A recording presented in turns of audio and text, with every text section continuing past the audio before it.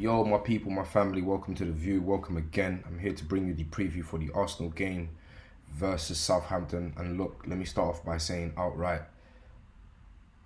this is the most important game of the season before the most important game of the season. Because of how everything has gone, this is effectively the most important game of the season. Come Friday, 8 o'clock, 8 p.m. kickoff, under the lights, we are going to play against Southampton. Now, I'm just going to go straight into it because where we are is where we are in terms of, the last two results that we've obviously witnessed. West Ham and Anfield, Liverpool dropping points. Things are looking real shaky, and I think the pressure is really getting to the guys. I think the pressure is getting to everyone associated to the club, the fans, the manager, the coaching staff, the players.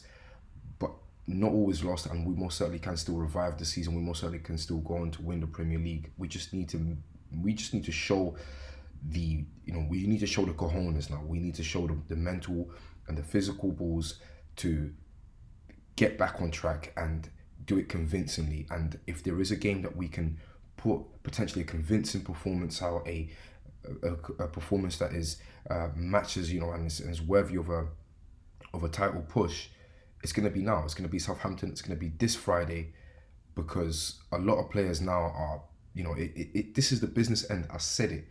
The pressure will inevitably kick in, and the pressure has. There's lots of people that are saying it's just complacency and it's just a bit of arrogance, but Arsenal hasn't achieved anything over such a long period of time to be allowed to be complacent, to be allowed to be arrogant. Why are we cocky? Why are we arrogant?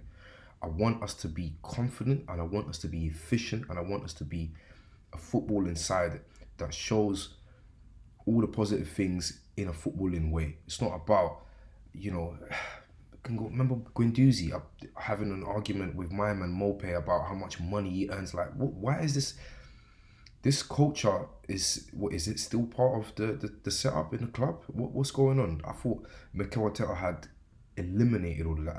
I thought he had removed all of that from the corners of the club, but I don't think it's the case. I think it's just us being kind of put in a reality moment where it's like, look, yes, everyone's been saying you've got one hand in it, and yes, you guys have been blowing teams away, and that's how we train to play, and that's what we do. But don't get it twisted. You have to go all the way, and do not for 1 second think, oh, it's in the bag, because clearly it isn't. 2 goal lead Anfield, wasted. 2-goal lead away at the London Stadium, wasted. Madness. But yeah, man. Anyways, Arsenal v Southampton, guys. This is it, man. This becomes the most important game of the season before that Man City game, because if we effectively draw or lose this game, make no mistake about it, I think it's fair to say everyone would agree that the title is finished for Arsenal, and we can more or less, say that it's too high of a task, it's too high of a challenge, because the City's there, they're just there, and the rest. I don't even have to go into it. They're firing on all cylinders. They got a draw. They managed to nick a draw against us, obviously in a reverse fixture, which is not good. I'll be honest with you, because I've just watched the highlights of that game.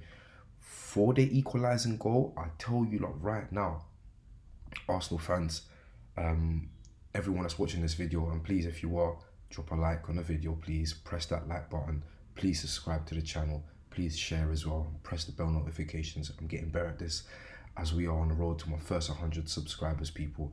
Let's get it, let's go.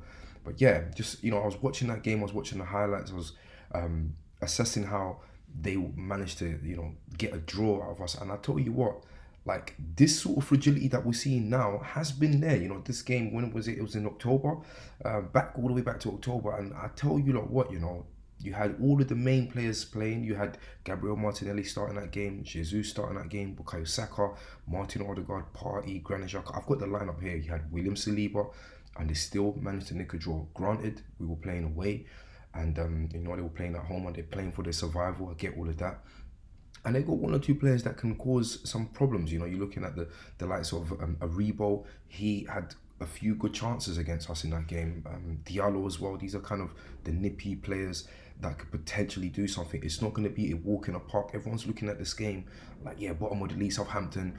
We're going to vent all of our frustrations. And I don't think that's the case. I'll be real with the Mandem. I think the Mandem need to just chill out and be humble and approach this with caution, you know.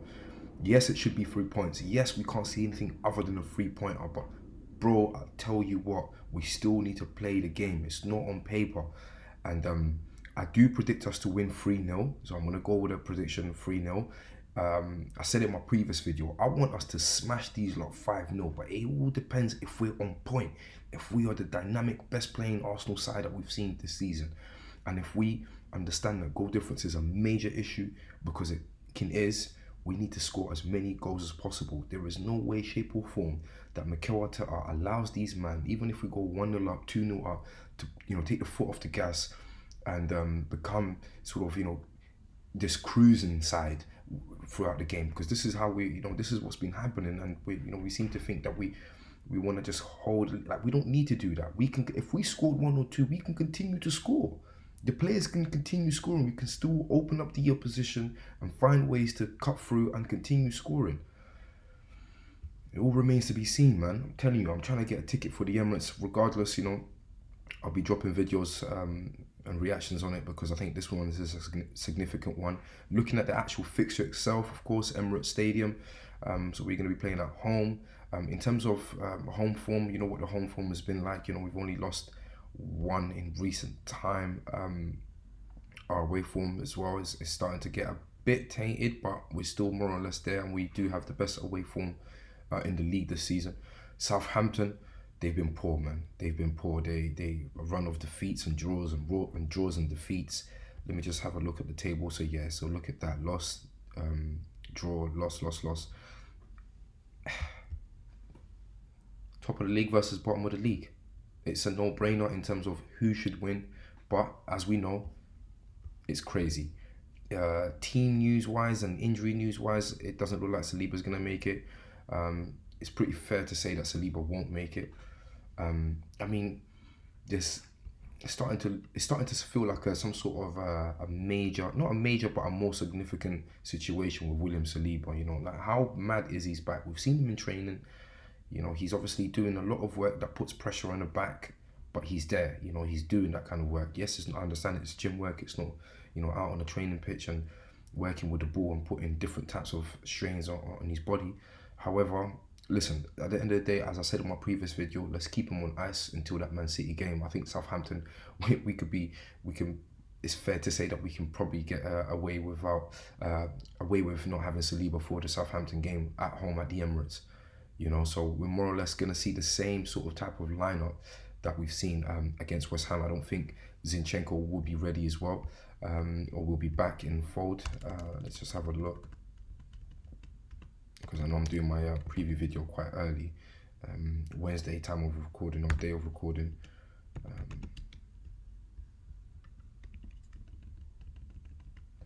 So yeah, so that's it, man. The team pretty much picks itself nowadays. Obviously from the keeper onwards, we've got Gabriel Jesus back. Bro, we said I truly thought when we get Gabriel Jesus back, we would see that motivation again, you know, that killer instinct again, that instinct that you need to kill teams. Listen, it's just like the disappointment that you're seeing from Arsenal fans, not the loss of hope, but just the sheer disappointment. It's just because in those 2 last games, we threw away the wins. We started amazingly, and even if we didn't start with 100% pace, we were up 2 goals, scoring 1 goal, scoring 2 goals. When was the last time we went 2-0 up at Anfield? When was the last time? Please, somebody tell me. You know, so that's where the disappointment comes from.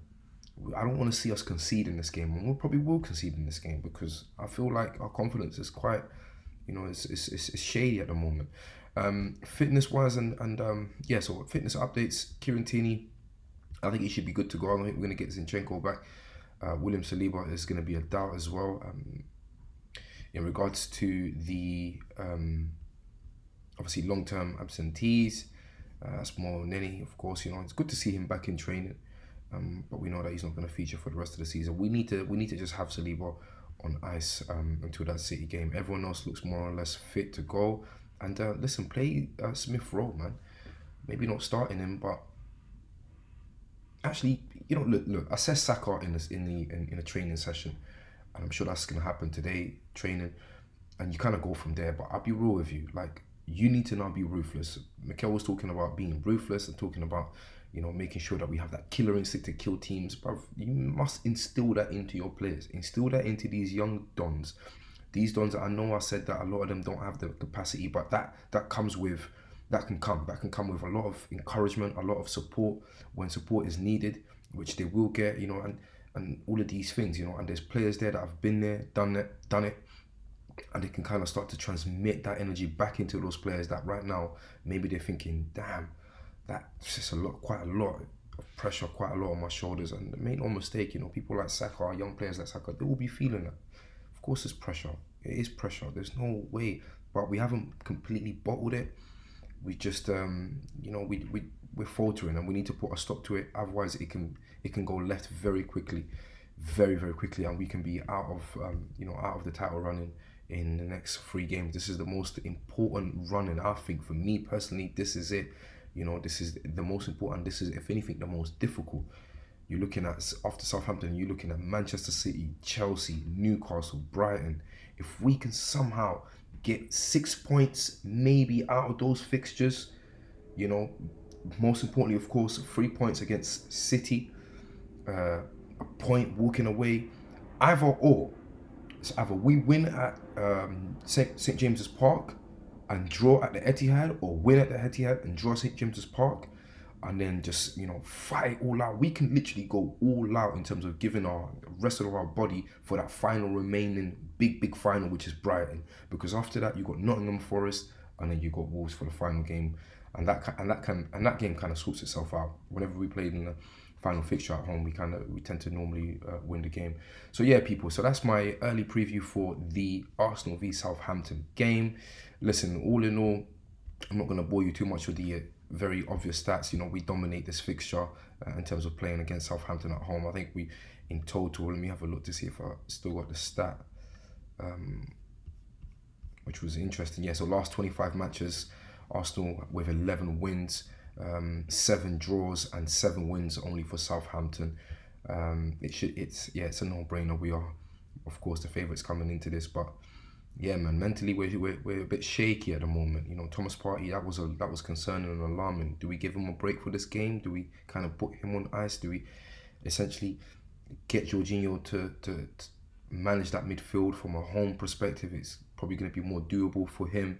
Let's just freshen it up a little bit, 1 or 2 tweaks. It wouldn't be the end of the world if Saka comes in the second half and he's a bit refreshed and there's a bit of that less starting pressure. Start Emile Smith Rowe. Emile Smith Rowe probably going to want to prove a point. He's probably going to want to say, you know what, I can really contribute in these last 7 games. Give me an opportunity. At the moment, I feel like he's bypassing Emile Smith Rowe to accommodate Fabio Vieira. Like, really? Really? Anyways, people, I'm out of here. Please drop a like on the video. Please subscribe to the channel. Please press the bell notifications as well. I'll be back today with some more content for you guys, talking about bits and bobs and to do with transfers. And I'll see you then. Peace.